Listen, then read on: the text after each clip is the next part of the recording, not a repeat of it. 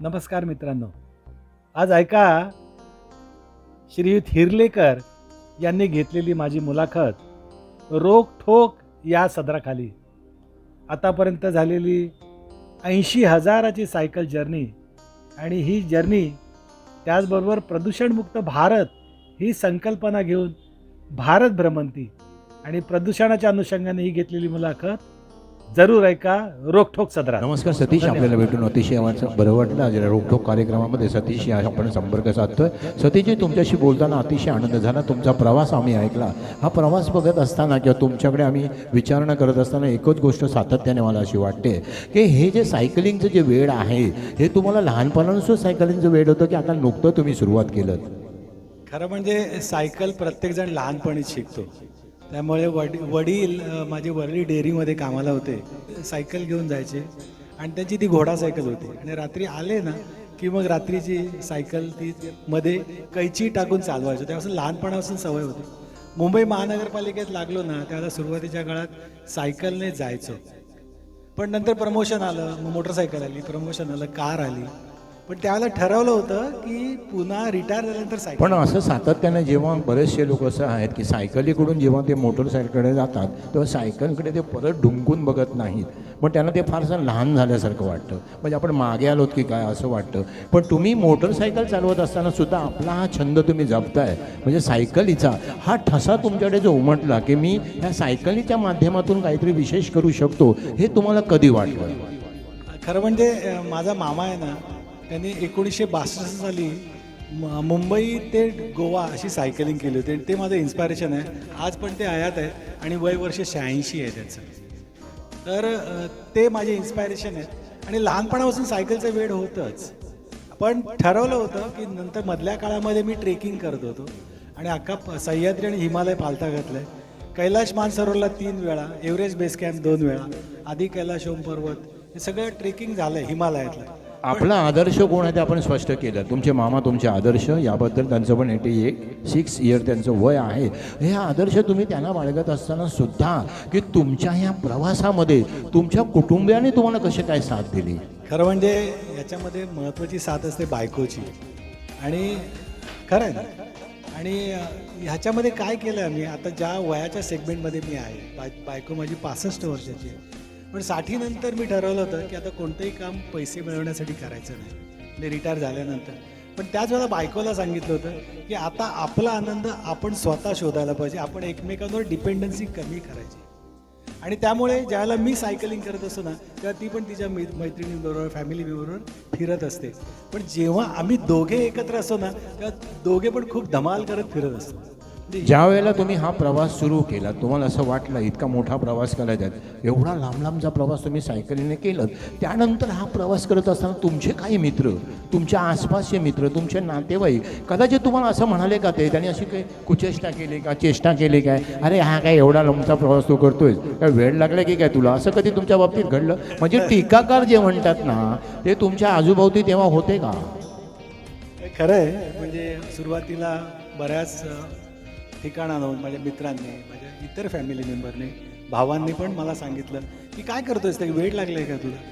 पण सांगितलं की वेडच माणसाला वेगळं काहीतरी घडवायची मदत करते. आणि आता मी सध्या फिरतोय ना ते प्रदूषणमुक्त भारत ही संकल्पना घेऊन फिरतो. आणि त्याच्यामुळे आत्तापर्यंत 80,000 किलोमीटर झालेत. मग आता तीच मंडळी जे मला वेडं म्हणणारी होती ना ते म्हणतात काहीतरी तू वेगळं करणार आहेस, म्हणजे यू आर समथिंग डिफरंट. आणि तुम्हाला आता तीच मंडळी माझ्याबरोबर सायकलिंग पण करतात. हाच तुमचा जो प्रवास आहे, हा प्रवास करत असताना तुमच्याकडून जी तुम्ही ऊर्जा घेतली, तुम्ही इतका मोठा 80,000चा प्रवास केलात, हे घडत असताना फक्त हे तुम्ही तुमच्यापुरतंच समीप ठेवलं. समीप म्हणजे तुम्ही तुमच्यापर्यंतच ठेवलं की तुम्हाला अजून असं वाटते की आता मी घडलो, मी जगासमोर आलो, लोकांनी मला पाहिलं, मला जिंकवलं, सगळं झालं. पण याच्यानंतर हा जो प्रवास आहे इथे नाही थांबता अजून काही असे आपल्यासारखेच वीर तयार करावेत, त्यांना सपोर्टिंग करावं, त्यांच्या आयुष्यातला हा बदल घडवावा, असं तुम्हाला कधी वाटतंय का? आता खरं म्हणजे सायकलिंगच्या अनुषंगाने प्रदूषणमुक्त भारत ही संकल्पना घेऊन संपूर्ण भारतभर फिरतोय ना, त्याला शाळा, कॉलेज, तहसील ऑफिस, महानगरपालिका अशा ठिकाणी जाऊन कॅम्पेनिंग करतो मी आणि त्यांना सायकलिंगचं महत्त्व सांगतो. जे सायकलिंग हा फिटनेससाठी नाही तर प्रदूषण कमी करण्याचं सुद्धा महत्त्वाचं साधन आहे. आणि त्याच ठिकाणी त्याचबरोबर वसुधैव कुटुंबकम आणि झाडे जगवा झाडे लावा ह्या संकल्पना राबवत असतो. नर्मदा परिक्रमा केली ना, नर्मदा स्वच्छता अभियान राबवलं होतं. स्पिती व्हॅलीमध्ये गेलो होतो तेव्हा एक बूटा बेटी के नाम, म्हणजे आम्ही प्रत्येक घराघरातून झाडं वाटली होती, छोटी छोटी रोपटी, आणि त्यांना सांगितलं होतं की जशी लहान मूल किंवा लहान मुलगी आपण सांभाळतो ना, तसे या झाडाला सांभाळ.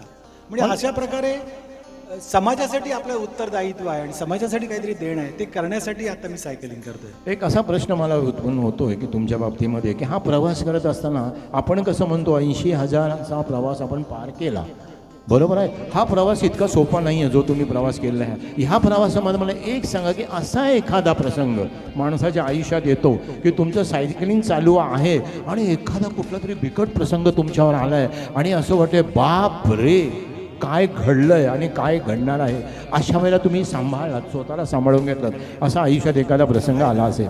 आहे ना, कारण ज्या वेळेला गेल्या नॉर्थ ईस्टला होतो, म्हणजे मणिपूर, मिझोराम, नागालँड, त्रिपुरा, अरुणाचल प्रदेश, मेघालय, आणि तिथे 14,000 फुटावर जाताना किबितू म्हणून तिथे मोठं गाव आहे भारत आणि चायनाच्या बाउंड्रीवरनं. तर सकाळी मी तो दिवस होता 31 डिसेंबर 2024, आणि त्या दिवशी मी सायकलिंग करत होतो आणि मागून एक मोटरसायकलवाला आला आणि त्यांनी मला ठोकलं मागून, आणि त्याला संपूर्ण सायकलचं मागचं चाक इंजर्ड झालं. मी एका बाजूला जवळजवळ 4 फूट लांब जाऊन पडलो आणि त्या मातीमध्ये पडलो, त्यामुळे मला काही लागलं नाही.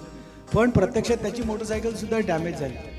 त्याच्यानंतर त्याला सांगितलं की बघ रे, आता माझं सायकल एक्सपिडिशन तर मी काही करू शकणार नाही, आणि त्याला सांगितलं की तू आता पळून जाऊ नकोस, आता मला काय झालं मला माहीत नाही, पण मला हॉस्पिटलमध्ये न्यायची जबाबदारी तुझी आहे.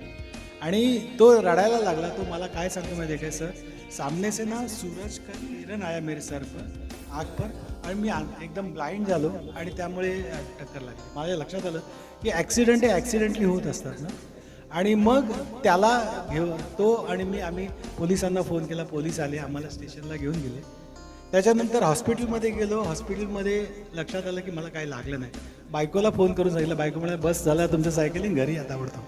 पण त्याच वेळा तिला सांगितलं, बघ मला काय झालं असेल ना तर नक्कीच घरी ये, पण मला काय झालं नसेल ना तर सायकलला मी रिपेअर करेन, ही एक्सपिडिशन पूर्ण करेन.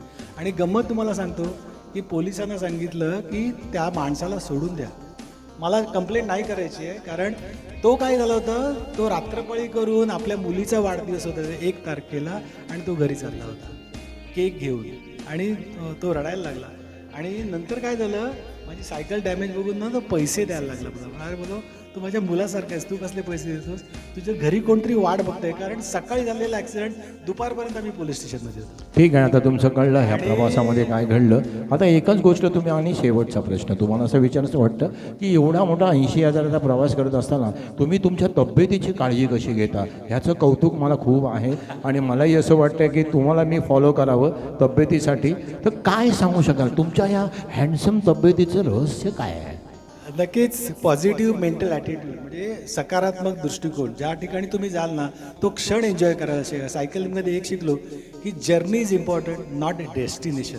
डेस्टिनेशन प्रत्येकाला आहेच, पण आपण डेस्टिनेशनसाठी धावत सुटतो ना, तसं न करता you have to enjoy the journey, you have to live in the present. तुम्ही जर सकारात्मक दृष्टिकोनातून प्रत्येक क्षण एन्जॉय करायला शिकलात ना, तर तुम्ही अतिशय चांगल्या पद्धतीने जीवन जगू शकता. आणि diet is also very important, म्हणजे ते जर तुमचं व्यवस्थित असेल ना तर तुम्ही छानपैकी जीवन जगू शकता. आणि जे आपल्या समोर येत आहे ना त्याला एक्सेप्ट करा. Don't resist anything. म्हणजे खूप पाऊस पडतोय, अरे खूप पाऊस पडतो मी कसं जाऊ, तर नाही, enjoy the rain also, enjoy the, म्हणजे खूप ऊन पडलंय म्हणून सायकलिंग थांबवली असं पण कधी होतं. तुम्हाला आणखीन एक गोष्ट सांगायची मला आनंदाने वाटेल, कारण मला ना कॉलेजमध्ये असल्यापासून रक्तदानाची सवय लागली, आणि आत्तापर्यंत 114 वेळा रक्तदान केलं आहे, 114. तर अजूनपर्यंत म्हणजे आयुष्यात एकही गोळी खाल्लेली नाही मी, म्हणजे this is the great of God. Solo self support and at the age of 65 याच्यामध्ये मी पहिला माणूस आहे की त्या ठिकाणी सायकल देणार. तिकडे सोलो सायकलिंग केलं, त्याचा वर्ल्ड रेकॉर्ड माझ्या नावावर आहे. ही मुलाखत अतिशय मला खूप चांगली वाटला. चांगला आदर्श तुमच्या डोळ्यासमोर आम्ही ठेवणार आहोत. आणि विशेष म्हणजे तुमचं पुढील आयुष्यासाठी मी खरोखरच धन्यवाद. ईश्वराकडे स्वामींकडे चरणी प्रार्थना करतो. तुमचं एकापेक्षा एक रेकॉर्ड सगळं होते. असेच तुम्ही समस्त राहा, छान राहा. रोकटोकमध्ये मी इथेच थांबतो. जय महाराष्ट्र. धन्यवाद मित्रांनो. रामकृष्ण हरी, रामकृष्ण हरी.